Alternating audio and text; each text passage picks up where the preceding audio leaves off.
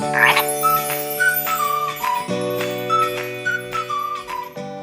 and welcome back to my channel. In today's video, I'm going to break down how I made my Arcane Season 2 Viktor cosplay. For the base of the tunic, I used a blue Infinity bridesmaid's dress, and since those dresses are one-size-fits-most situation, I had to hem the skirt because your girl is not even average height. Now, if you're not familiar with this style of dress and you're wondering why I chose it, basically an Infinity bridesmaid's dress has a bunch of loose fabric on the top that you can wrap in hundreds of different ways to create multiple different styles. This made it the perfect fit for Viktor because I could just drape the fabric over a mannequin, pin everything in place, and hand sew everything to my liking.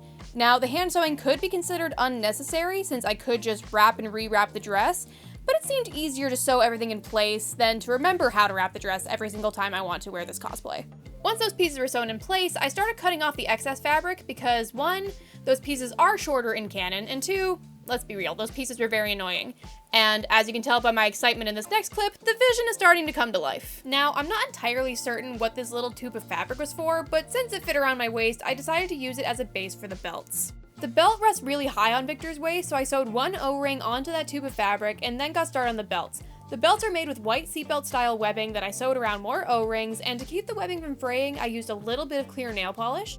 I'm sure there's a glue I could have used instead, but I'm just working with things that I already had laying around my house. And to make the belt a little bit easier to put on, I added a tiny bit of Velcro in an area that would not be super visible on the cosplay itself. And once those pieces were done, it was a lot easier to see which parts of the belt needed more adjustments. Now, this cosplay has a lot of gold accents, and while I was looking at other cosplayers for inspiration, I noticed that they were using materials like foam, or Worbla, or 3D printing, and I don't know how to use foam, and I didn't have the time to learn a new skill because the convention was coming up. I can't use Worbla because I don't have a heat gun, and you need a heat gun to use Worbla, and I don't have access to a 3D printer, so I had to use skills that I already had. So I used gold pleather, a box cutter, and fabric scissors to cut out all the pieces and shape them to my liking, and I sewed them together.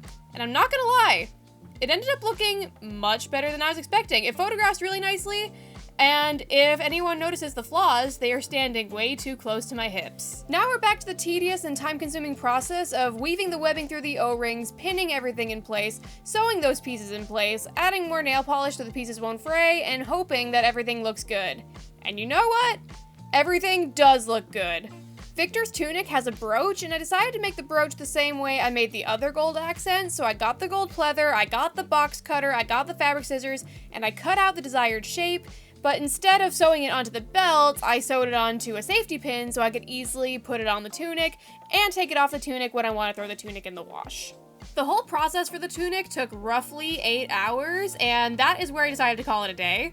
But we're not done yet because I have to turn this cursed object into my bodysuit. So the first thing I did was remove that face mask because I don't need it. Viktor doesn't need it. But then I had to hem the material, so I was pinning everything in place, and as you can tell, I was struggling. This fabric was very slippery, but once I got everything pinned, I hand sewed the hem to make sure that the fabric remained stretchy.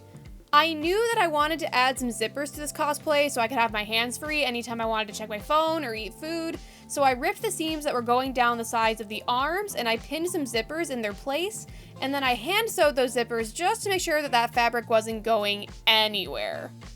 I'm gonna put them in the soup. I asked my sister Zoe to help me with this part because she has a little bit more experience dyeing things than I do, and I needed the emotional support.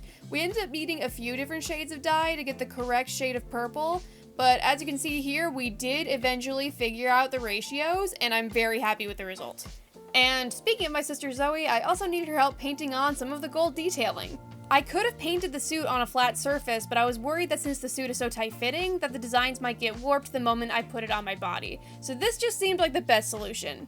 And then it was my turn to take over painting, and I painted my arms, my legs, my hands, my feet, my hips, my rib cage, and I did it all in front of my bathroom mirror with a reference picture while I was trying not to panic.